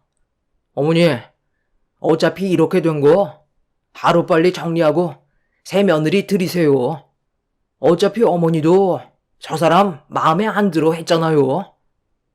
형님은 눈물을 흘리면서 시댁에서 뛰쳐나가 버렸고 그제서야 상황이 어느 정도 진정이 됐지만 저는 그때 한마디도 거들지 않았던 남편의 행동에 기분이 상했었고 좋지 않은 분위기 속에 저희 부부도 집으로 돌아왔지만 서로가 말 한마디 하지 않았어요. 그렇게 침묵이 흐른 지 몇 시간 정도 지났을 때 남편이 먼저 저에게 말을 붙여왔습니다. 그때 당시 기분으론 대화조차 섞고 싶지 않았지만 남편이 뱉은 어이없는 한마디에 화가 머리끝까지 올라와 화를 내며 소리를 질렀어요. 당신 방금 나한테 뭐라고 그랬어? 내가 너무했다고? 그 상황을 보고도 그런 말이 나와? 아주버님이 바람을 피우고 아이까지 출산을 했어. 어느 누가 그 광경을 두 눈 뜨고 보고도 가만히 있을까? 당신이야말로 왜 한마디도 하지 않았는데 잘못된 건 바로 잡아야지. 아무 말도 하지 않는 게 오히려 잘못된 거 아니야? 그래서 당신이 하고 싶은 대로 끼어들어서 상황이 좋아지고 정리가 됐어. 어차피 엎질러진 물이야. 되돌릴 수 없었고 우리가 무슨 말을 한들 바뀌는 건 없었어. 그래서 나는 아무 말도 하지 않는 게 서로가 받게 될 상처를 최소화할 것 같아 그냥 가만히 있었던 거야. 아까는 솔직히 당신이 좀 오지랖이 심했었어. 뭐? 오지랖? 방금 내가 한 행동이 오지랖이라고 그랬어? 상식적으로 누가 잘못을 했는지 뻔히 보이는데 어떻게 나한테 그런 말을 할 수가 있어? 그러니까 왜 쓸데없이 나서서 상황을 더 안 좋게 만들어? 그냥 가만히라도 있었으면 당신이 상처받게 될 일을 없었잖아. 당분간 나서지 말고 조용히 있어. 그동안 내가 알던 당신이 아닌 것 같아서 너무 낯설게 느껴지는데 이런 모습이 원래 당신 진짜 모습이었던 거야? 어떻게 나보고 조용히 있으라는 말이 나와? 그럼 거기에서 형수님이 잘못한 게 아니고 우리 형이 잘못을 했기 때문에 형수님한테 위자료를 줘야 된다고 우리 부모님한테 대들어야 된다는 거야? 잘못을 했으면 용서를 구하고 그에 따른 정신적 손해배상을 해줘야 되는 건 당연한 건데 시부모님이 틀린 말을 하시면 당연히 자식인 당신이 바로 잡아줘야지. 남편은 자식 입장에서 부모님한테 상처를 드릴 수 없다며 제 말을 조금도 들어주려 하지 않았어요. 무조건 상황을 악화시킨 원인 제공자가 저라고 오히려 더 크게 화를 내고 있었습니다. 대화 자체가 되지 않아 목소리는 점점 더 높아졌고 이런 남편의 모습을 처음 보게 된 저로선 당황할 수밖에 없었어요. 그렇게 저희 부부는 끝내 해결된 거 하나 없이 서로에게 상처만 남긴 채 각방을 사용하게 되었습니다. 그날 이후 한동안 대화조차 섞지 않을 정도로 부부관계에 금이 가기 시작했고 형님 내외는 끝내 이혼 소송까지 갔지만 법적으로도 형님의 손을 들어줬는데 시댁 식구들은 끝까지 인정하지 않고 버티다가 결국 형님에게 법이 청구한 위자료를 줄 수밖에 없었습니다. 평소에도 시모는 형님의 집안이 잘 살지 못한다고 항상 불만을 제기하더니 끝내 내쳐버리는 일까지 만들게 되었지만 인정받지 못하는 집안에 온갖 상처받으면서 사는 것보단 차라리 이혼하는 게 여러 가지로 현명한 방법인 것 같아 보였어요. 그동안 결혼 생활하면서 형님과 상당히 가까워졌었고 서로 마음이 맞아 좋은 관계를 유지하고 있었는데 아주버님의 무책임한 행동 하나로 그동안 가정을 위해 열심히 살아왔던 형님의 마음에 비수를 꽂은 아주버님을 더 이상 보고 싶지 않았어요. 그리고 남편과의 관계에서도 균열이 생기게 되면서 또 다른 모습을 봐버렸고 각방 생활을 유지하면서 관계 회복에 전혀 노력을 하지 않으려는 남편에게 실망을 하게 된 저는 앞으로의 부부 생활을 이어나가는 게 힘들 것 같다는 생각에 시간이 지날수록 점점 더 확고해지고 있었습니다. 그리고 이런 상황에서 시모가 저희 부부에게 할 말이 있다며 시댁으로 급하게 부르시길래 찾아뵈었고 좋지 않은 분위기 속에 시모가 먼저 침묵을 깨는 한마디를 하셨습니다. 저는 그 말에 당황스러웠지만 당장 거절을 할 수도 없는 상황이었어요. 지금 그쪽 집안이 잘난 거 하나 없으면서 내 아들을 인정해주지 않고 있다. 아무래도 경제적인 능력이 많이 부족하다고 생각하는지 아이까지 떠넘겨 버린 상태라 네가 좀 도와줬으면 하는데 지금 가지고 있는 다세대 건물에 빈집이 남아있으면 내 아들이 새 큰 며느리와 새로 시작할 수 있는 보금자리로 만들어주면 어떻겠니? 이혼을 하면서 위자료에 재산 분할까지 하다 보니 돈이 좀 부족해서 그런 거니까 자리 좀 잡히게 되면 다시 안정적인 삶을 살아갈 수 있을 테니 그 전까지 네가 좀 도와줬으면 좋겠다. 지금 내 품에 안겨있는 이 아이가 엄마 없이 혼자 자라는 건 너도 원치 않을 거 아니야. 이런 상황 받아들이기 싫겠지만 이 아이를 위해서라도 네가 먼저 선행을 베풀어 줬으면 하는데 그럼 그렇게 알고 있으마. 그쪽 집안에서 내 아들이 30평대 집 하나 정도는 있어야지 않겠냐고 그러니 난들 어쩌겠니. 우리 집안이 경제적으로 부유한 편도 아니라서 돈도 많지 않은데 이럴 때 도움을 주면 서로 좋지 않겠어? 그렇게 해줄 거라 믿는다. 시모가 저를 부른 이유는 제가 가지고 있는 다세대 주택 건물에 비어있는 집이 있다는 걸 알고 아주버님과 상간녀가 살기 위한 공간을 마련해 주기 위해 저를 부른 거였어요. 상간녀의 부모가 아주버님과 부적절한 관계라는 것도 알게 됐지만 사위로 인정을 해주지 않았고 거기에 더해 아이까지 떠넘겨 버렸으니 시부모 입장에서는 상당히 난감한 상황이었죠.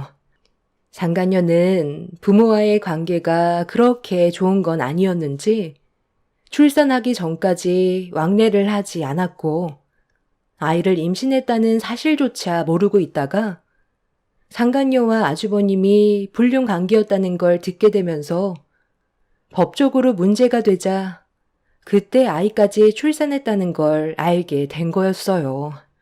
부모 입장에서 화가 많이 날 수밖에 없는 상황이기 때문에 이 일을 하루빨리 정리하기 위해서는 일단 집부터 마련하고 상간녀를 정식적인 절차를 통해 데려와야만 했었어요. 아주버님 혼자 아이를 키울 수는 없었기 때문에 최대한 상간녀 집안의 조건을 들어줄 수밖에 없는 난처한 상황이 만들어져 버린 거였죠. 저도 이런 문제로 인해 어떻게 해야 할지 고민을 할 수밖에 없었습니다. 아주버님을 보면 조금도 도와주고 싶지 않았지만 시모의 품에 안겨있는 아이는 죄가 없기 때문에 저 또한 생각할 시간이 필요했어요. 그래서 저도 고민을 해봐야겠다는 말을 하게 됐는데 제 말을 듣고 있던 남편이 갑자기 화를 내며 얼굴을 붉혔습니다. 당신이 지금 우리 집안보다 좀 더 산다고 우리 가족 무시하는 거야? 어떤 상황인지 뻔히 보이는데 일단 급한 불부터 꺼야 되는 게 우선 아니야? 어떻게 고민을 해보겠다는 말을 할 수가 있어? 당신 말대로 부적절한 관계라곤 하지만 그래도 형은 정형수와 법적으로 이혼을 했고 그에 따른 위자료와 재산 분할까지 전부 다 끝냈는데 고민할 필요가 뭐가 있는 거야? 이 아이가 불행한 삶을 살았으면 좋겠어? 당신이 원하는 게 그거야? 비어있는 집 잠깐만 살게 해달라는 건데 박박하게 나올 필요 없잖아.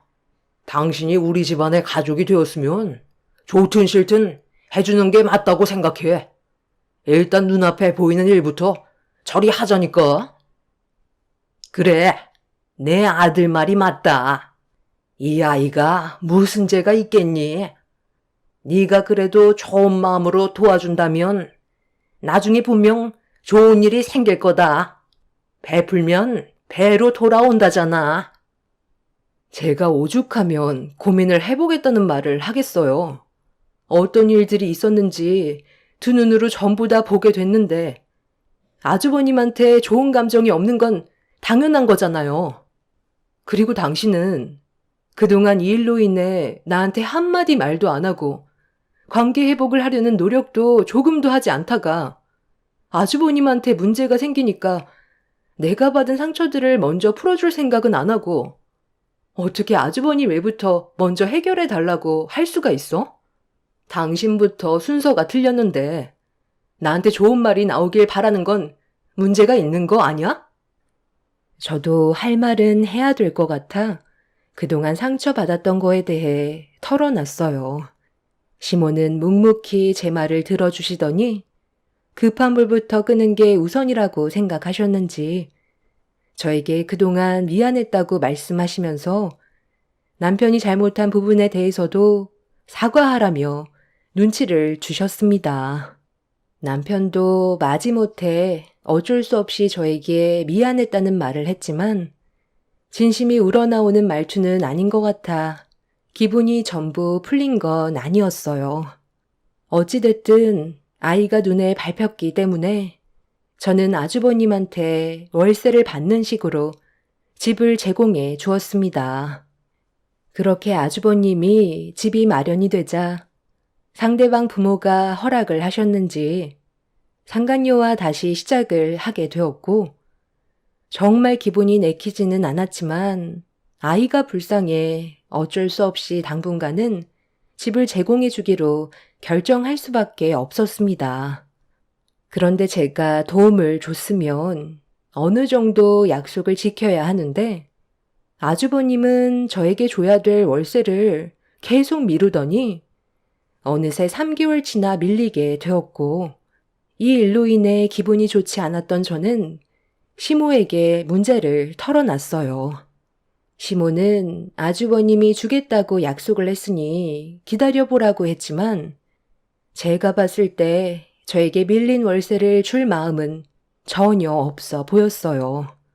이런 상황이 지속이 되자 제 감정은 점점 더 안 좋아지고 있었는데 전 형님한테 연락이 왔어요.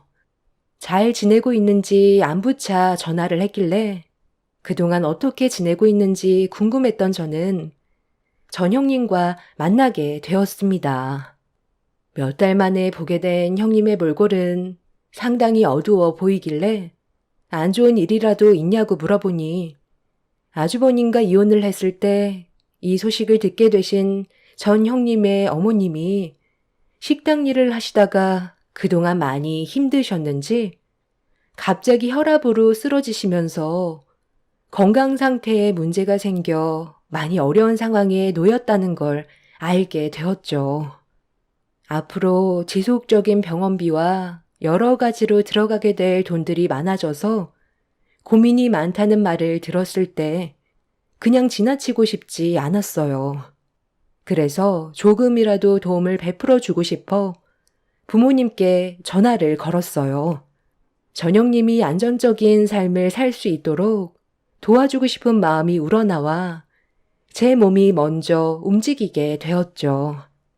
그렇게 전영님의 사정을 부모님께 전부 말씀드리자 한남동에 괜찮은 집 하나가 있다면서 아이가 성인이 될 때까지 전세보증금을 최대한 낮춰 올려받지 않으시고 제공을 해 주시겠다는 말을 해 주셨어요. 부모님께서는 진심으로 도움이 필요한 사람들이 있을 땐 고민하지 말고 도와주라고 하셨었는데 그날 저는 부모님이 보이신 행동에 감사함을 느끼게 되었죠. 전 형님은 저희 부모님의 도움을 받지 않겠다고 거절을 했지만 형님이 잘 되는 모습을 보고 싶었던 저는 저희 부모님의 도움을 기회로 생각하면 좋을 것 같다며 좋게 대화를 풀어나갔어요. 너무 큰 호의를 받게 된 것 같아 미안하다면서 제 앞에서 눈물을 보인 전 형님의 모습에 저 또한 눈시울이 붉어졌었죠. 그렇게 한남동에 70평대 전원주택으로 이사를 하게 된 형님은 가족들과 안정적인 보금자리를 가지게 되면서 삶의 여유를 찾을 수 있었습니다. 그렇게 집안 정리가 어느 정도 되고 나서 형님은 저희 가족에게 고마움을 표하고 싶다며 집들이를 하게 되었고 그런 걸 원하지 않았지만 무조건 거절하는 것도 예의는 아닌 것 같아 혼자서 아이도 보고 병간호를 해야 하는 전형님이 안쓰러워 제가 시간을 내어 집들이 음식 만드는 걸 도와줬어요. 그렇게 저희 부모님과 함께 분위기 좋은 식사 자리를 끝낸 뒤 다른 약속이 있으셨던 부모님께서는 먼저 돌아가셨고 저도 그날 어느 정도 긴장을 했었는지 피곤하기도 해서 전영님 집에서 하루 자고 가는 게 좋을 것 같아 그날 남편한테 집에 들어가지 못할 것 같다고 문자를 보냈어요. 그런데 바로 전화가 와서 받았는데 남편이 아닌 시모의 목소리가 수화기를 통해 들려왔습니다. 앞뒤 가리지 않고 다짜고짜 화를 내시던 시모는 늦은 시간 여자가 외박이 말이 되냐면서 바람 피우고 있는 거 아니냐고 저를 의심하길래 그런 거 아니라고 말씀드렸지만 시모는 절대 믿을 수 없다며 핸드폰에 잡힌 위치가 왜 한남동에 있는지 물어보셨습니다. 저는 한남동에 있다는 말을 한 적이 없어서 너무 놀라 당황스러워하고 있었는데 알고 보니 남편이 제 핸드폰에 몰래 위치 추적 앱을 설치해 놨었고 그동안의 행동이 의심스러워 뒤에서 지켜보고 있었다면서 남편은 뒷조사를 하고 있었어요. 시모는 제가 한남동 전원주택에 들어가는 것까지 남편이 다 확인을 했다면서 당장 그곳으로 가겠다고 저를 바람난 여자로 오해를 하고 있었어요. 저 몰래 핸드폰에 위치 추적까지 해놓고 미행을 했던 남편의 행동들에 너무 실망을 했던 저도 이미 화가 머리끝까지 올라온 상태였죠. 그리고 시모는 남편과 함께 전 형님의 집 문을 두드리면서 현장을 잡았다고 동네가 떠나갈 정도로 소리를 질렀습니다. 너 지금 여기서 뭐 하는 거냐? 왜 너만 나온 거야? 당장 집안에 너랑 바람 피운 놈도 나오라고 해. 감히 내 아들을 두고 바람을 피워? 우리한테는 고상한 척 다 하더니 뒤에서 내 아들 몰래 호박씨를 까고 있어? 네가 다른 남자가 생겼다는 말을 내 아들 입에서 들었을 때 얼마나 충격이 컸는지 알아? 당장 튀어나오라고 해. 늦은 시간에 왜 남의 집에서 소란을 피우는 거예요? 방금 바람이라고 했어요? 모 눈엔 뭐만 보인다더니 지금 이 상황에 바람을 피우고 있는 모습 같으세요? 쓸데없는 상상하지 말고 동네방네 시끄럽게 하지 말고 그 입 좀 다무시죠. 저희가 오늘 집들이를 해서 많이 피곤하거든요. 저도 내치시더니 또 무슨 계획을 꾸미길래 바람을 피웠다는 억지를 부리는 거예요. 아니, 네가 어떻게 이 집에서 나오는 거냐? 그새 돈 많은 남자라도 휘어잡은 거냐? 이 동네는 돈 많은 사람들만 사는 곳이잖아. 이 집이 누구 거라고? 이제 확인 다 되셨죠? 이제 그만 소란 피우시고 돌아가 주세요. 저는 오늘 여기서 자고 갈 거거든요. 그리고 아주버님처럼 형님이 아무나 막 만나고 그런 사람 아니에요. 누가 네 형님이야? 그럼 이 집에서 혼자 산다는 거니? 네가 무슨 돈이 있길래 이 집에서 살고 있는 건데? 잠깐 비켜봐라. 내가 직접 집 안으로 들어가서 확인 좀 해봐야 되겠다. 왜 남의 집에 함부로 들어가시려는 거예요? 허락 없이 들어가는 건 주거 침입죄인 거 모르세요? 당신은 보고만 있을 거야? 어머님 모시고 당장 돌아가. 너는 집 놔두고 왜 여기서 찬다는 거야? 오늘 건우엠이랑 긴히 대화 좀 해야 할 것 같으니까 너는 격떨어지게 하지 말고 찜질방에서 자던지 아니면 집으로 돌아가든지 해라. 우리 큰며느리 건우애미가 그동안 무슨 일이 있었는지 이 시애미한테 얘기해 줄 수 있겠니? 그래도 우리가 함께한 세월이 있는데 이렇게 등 돌리는 건 너무 정없잖니. 서로 좋은 게 좋은 거라고. 오해가 쌓인 건 풀면 되는 거고 이 넓은 집에서 너랑 건우만 사는 것도 너무 낭비 아니겠어?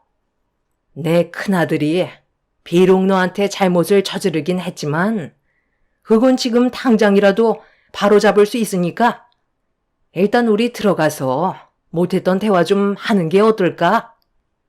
왜요? 제가 이 집에서 사니까 갑자기 어떻게 된 건지 많이 궁금한가 봐요? 당신 원래 이런 성격 아니잖아요. 진짜 가지가지하네요. 더 할 말 없으니 그만 가세요. 신고하기 전에.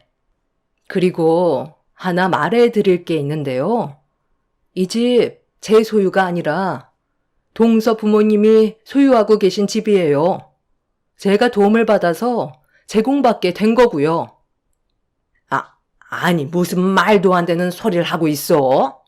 내가 작은 며느리가 어떤 집안인지 전부 알고 있는데 다세대 건물 하나 있는 것 빼곤 보잘것없는 집안인 거 알고 있거든. 그래서 저한테 격 떨어진다는 말을 하신 거예요? 그러는 어머님 집안은 어떤데요? 아주버님은 바람나서 저러고 있고 이 사람은 저를 믿지 못해서 미행이나 하고 있는데 어느 집안이 더 격이 떨어질까요? 저보고 찜질방에서 자라고요? 당신 아들이나 데리고 찜질방으로 가세요. 이 집 저희 부모님이 형님한테 제공해준 집이에요. 내 집 두고 어딜 가요? 3개월째 새밀린 잘난 장남이나 데리고 가세요. 호의를 베풀었으면 적어도 약속은 지켜야죠. 계약은 파기할 테니 집에 있는 짐 당장 다 빼주세요. 당신 자식이 저지른 일들 전부 껴안고 살아가시고 저도 이 사람과 그만 끝내겠습니다. 그동안 정말 많이 고민해 봤는데 살면 살수록 실망만 더욱더 커지네요. 주거 침입죄로 신고하기 전에 당장 여기서 나가세요. 당신들과는 정말 끝이야. 시모는 뒤늦게야 사태 파악을 했지만 이미 배는 떠나가 버렸고 남편도 많이 놀랐는지 오해해서 미안하다고 좋게 풀어가려 했지만 제 마음은 이미 등을 돌려버린 상태라 시모와 남편의 말은 제 귀에 들어오지 않았어요. 뒤늦게야 저를 놓친 거에 대해 땅을 치며 후회했지만 이미 돌이킬 수 없는 결과였고 저는 3개월간 밀린 월세를 뒤늦게야 받아낸 뒤 계약을 파기했고 아주버님은 상간녀와 아이를 데리고 좁아터진 시댁에 들어가서 살게 되었죠. 남편은 저와의 관계를 다시 회복하려고 노력을 했었지만 그건 저를 원하는 게 아닌 눈앞에 보이는 저희 집안의 재력이었어요. 이런 일을 겪게 되다 보니 부모님께서 항상 저에게 하셨던 말씀이 더욱더 크게 다가왔어요. 모든 걸 다 드러내는 건 오히려 좋지 않다는 걸 확실하게 알 수 있었습니다. 만약 저희 집안이 재력이 있다는 걸 미리 알게 됐더라면 시댁 집안은 저를 함부로 대하지 않았었겠죠.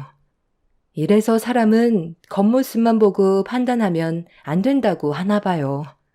그 사람과는 짧은 결혼 생활이었지만 저는 이번 일을 통해 인생 경험을 제대로 하게 되었습니다. 진실한 사람은 처음과 끝이 항상 똑같지만 그렇지 못한 사람은 결국 거짓된 마음이 드러난다는 걸 알 수 있었습니다. 앞으로 이번 일을 발판 삼아 더욱더 현명하게 처신할 수 있을 것 같습니다. 떠나간 배를 붙잡으려고 아직까지 저희 부모님 집에까지 찾아오는 그 집안 사람들을 보니 참 한심스럽기만 합니다. 제 사연 들어주신 분들께서는 언제나 상대방을 대할 때 진실한 마음으로 다가가시길 바랍니다. 감사합니다.